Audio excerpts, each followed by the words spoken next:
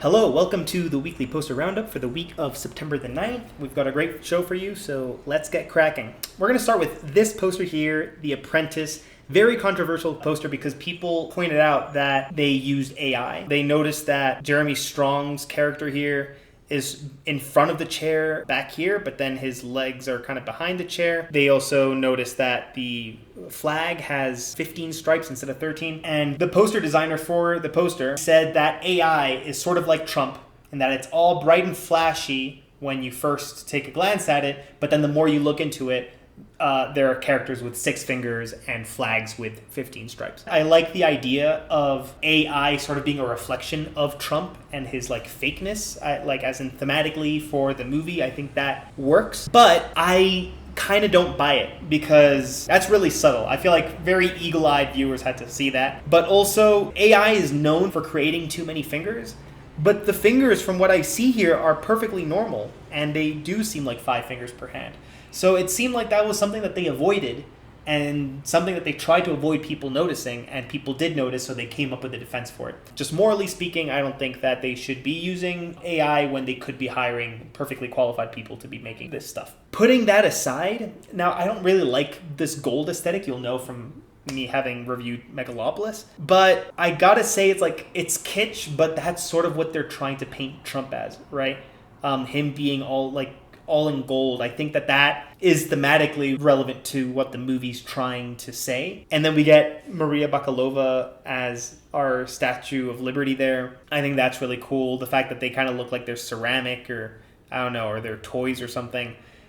It's a really, really great design. It's kitsch, but I think that's sort of the point of it. I would put it higher, but I think I'm going to go with B. All right, hard truths. I really like this poster. I really like how the yellow and white text sort of complements the skin color of our two actresses here. The photo is really emotive. What the text does really nicely is that the photo sort of laid out from a top right to a bottom left, while the text does the opposite. And it creates this nice little X shape that I think is really, really nice. I think that for a lot of these sort of prestige movies, they tend to do a design where it's just a photo with text in front of it. And it's really an art to balance those two things and make the text complement the photo. In this case, it really, really does. I think that this is an A. Okay, Paddington in Peru. Right off the bat, what I don't like about this is that Paddington and in Peru have the exact same font, color, size, and it's just sort of dull to have 2 lines of the same text there. It just looks kind of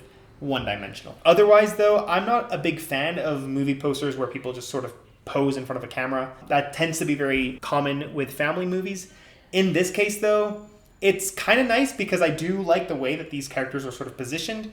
There's a really big dynamic here between larger because they're closer and smaller because they're farther, left to right, top to bottom. There's all sorts of, depth to this photo that I do really appreciate. They're in the middle of an action, right? And I think that really helps to kind of not seem like it's posed, but rather we're catching them in the middle of a scene. Having said that, Hugh Bonneville's the only one who seems to be reacting that they're on a ship.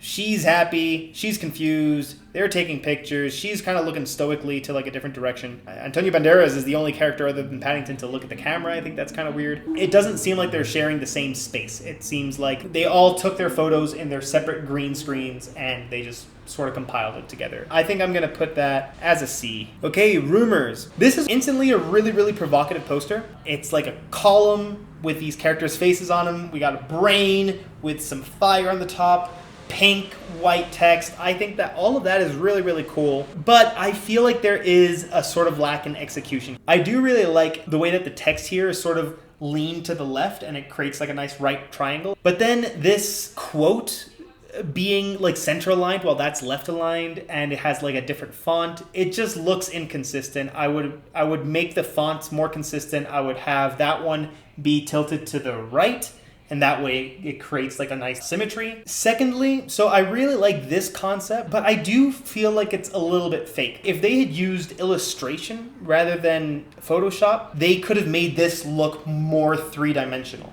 You see, especially these two characters here, they look like they're flat because they are flat. They're taken from a 2-dimensional image and then they're distorted to make it seem like they're part of a 3D shape, but it doesn't actually feel like it's in 3D. I wish that they had sort of been sticking out a bit more. They would have sort of sacrificed some of that clarity of their faces to sell the idea that this is all one three-dimensional shape. Same goes with the text here. The official motion picture of the G7. It's very clear that that wasn't designed along with the design of the column. It was pasted later. And you can tell that because the curve of that text does not align with the curve of the column. I think I'm going to put this in B. Salem's Lot. I don't really like this poster, and I think it's pretty evident why, but I'll talk about the positives first. I do like the colors on these characters, and I really, really like this background. I think that the coloring in this background, it looks like sort of like a hazy old picture with this out-of-focus house there. I think that's really mysterious. That's really suggestive. Where it really loses me is in the text. There's really relatively very little text on this poster, but it just feels like it takes up so much room. It's really clunky. Even the type here, doesn't stick out to me at all. Great, a T is a cross, like we haven't seen that before. I don't like how Max is repeated here. Especially for it to be a horror poster, we want to have a bit more of that negative space to really add to the mystery. So I'm gonna have to put that in C. Okay, Stopping the Steal. Now this one's got a really cool concept. We've got America representing a ballot here, and there's a hidden dark hand that's ready to steal it. Maybe a bit too on the nose on the imagery, if I had to say something. It's a very simple poster with like a very nice, clean concept. There's not a lot of text to it. See, here, HBO and Max are both on the poster. Though that's not ideal, it's way better than in Salem's Lot. They're pretty far apart, and one of them says HBO, the other one says Max, right? I do like the background quite a bit. And though this hand is sort of being covered by this text at the bottom there, I don't know if this was intentional, but like it is a little bit thematic, right? Because it's sort of like hidden. I don't know if I'm, grasping at straws there. I think that this is a B. Okay, the substance. This one reminds me a lot of the Requiem for a Dream poster. We got the close-up eye, we got the black borders, we got the white text that's all capital. But this obviously takes it in like a different direction. It's more of like a collage of photos. It's sort of like a trailer come to life, if you really think about it. I like the overall concept of it. It also, I think it reminds me of Tree of Life. Kind of like The Apprentice, it does have like a very strong artistic hand and decision. You know what I mean? It's like it's got this sort of brutalist style, right? It's like kind of anti-design. I just find that really interesting. Maybe a little bit text heavy in some parts. I'm looking specifically in this area here where we get like this whole rectangle just full of text. I don't know how bad that is though. I mean, like that's just a nitpick. I think I'm going to put it in A. Okay, Terrifier 3. This is not the first Terrifier 3 poster we've reviewed, but it is the best Terrifier 3 poster we've reviewed. For one thing, love the illustration here. It looks so cool. It's Santa who's got his face ripped off, and the Terrifier is using Santa's face as a bib. That's so funny. Like, that's perfect. You know what I mean? It's like, there's no better way to tell your audience exactly what kind of movie this is going to be. And it's instantly memorable. I love the Christmas iconography. I have really little to add here. I think I'm going to put it actually in A, and it might seem weird. One has to judge these things on what they're going for.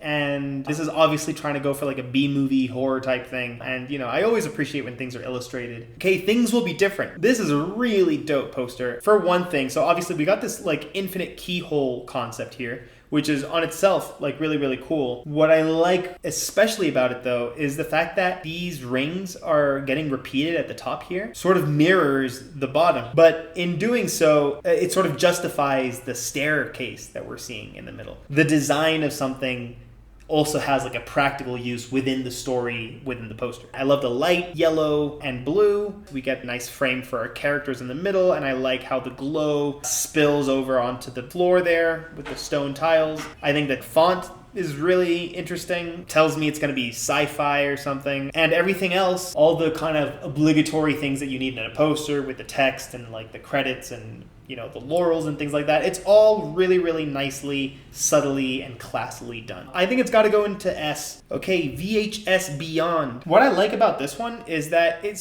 is a horror poster, but it doesn't take sort of a regular horror poster route, if that makes sense, right? It's very, very colorful, very bright, and that's not something that you normally attribute to horror posters. I think that this unity between the horror with like the person's face turning into a skull, mixed with the cosmos and the space in the background, mixed with the retro vibe of the effect of the VHS. That's all really creative. The title and the text here, it's very minimal. Obviously, Shudder doesn't require them to add all that much text to their posters, but it's I think the spacing is a little bit weird. I feel like this empty space here really doesn't do anything for us, and it's just not well utilized. I think just ultimately though, I think that the design's really cool, it's really creative, but I would see this, and if I didn't know what VHS, like the series was, or what Shudder was, I wouldn't necessarily know that this is a movie poster. And maybe that has to do with our preconceived notion of a movie poster, would say the director, would say like a cast member. In this case, it could very well just be a book cover. Obviously, we know because it's on this channel that it's advertising a movie, but that's not necessarily evident when you look at it. So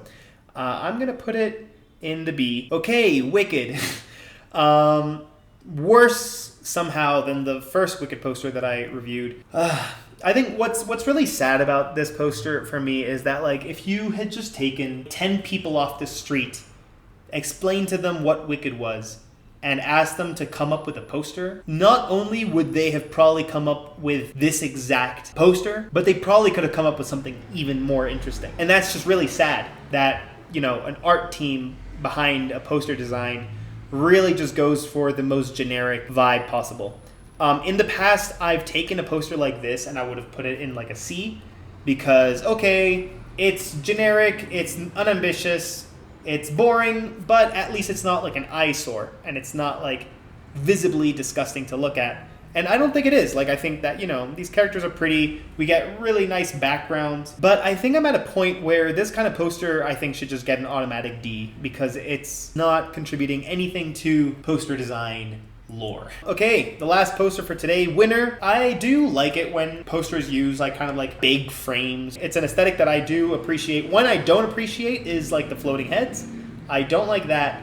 And it's kind of corny, the fact that they're both kind of looking inward and they're both, you know, completely symmetrical. But, and this is very crucial and this is also very, very interesting, the very fact that her face is like mid-speech while they took this photo is a really great sign that it's a comedy. If it were like a corny movie about this patriot who's, you know, all American and all loving, and it's, you know, that kind of feel-good movie, she would be smiling, she'd be, I don't know, stoic or something like that. But the fact that she's kind of in the middle of saying the F word, as far as I'm concerned, it instantly tells me that this is probably a comedy. And if it is a comedy, then it might have a lot of irony in it, it might be very tongue-in-cheek, and in which case, the corniness of the symmetry of our two actors in the background there sort of get a pass. I frankly think all of this is pretty tongue-in-cheek, you know, like the overt patriotism of this poster being all red, white, and blue. I just think it's amazing that just from one expression you can sort of immediately gauge the tone of a movie, and it makes you reconsider everything that you're looking at on a fundamental philosophical level. That's really interesting to me.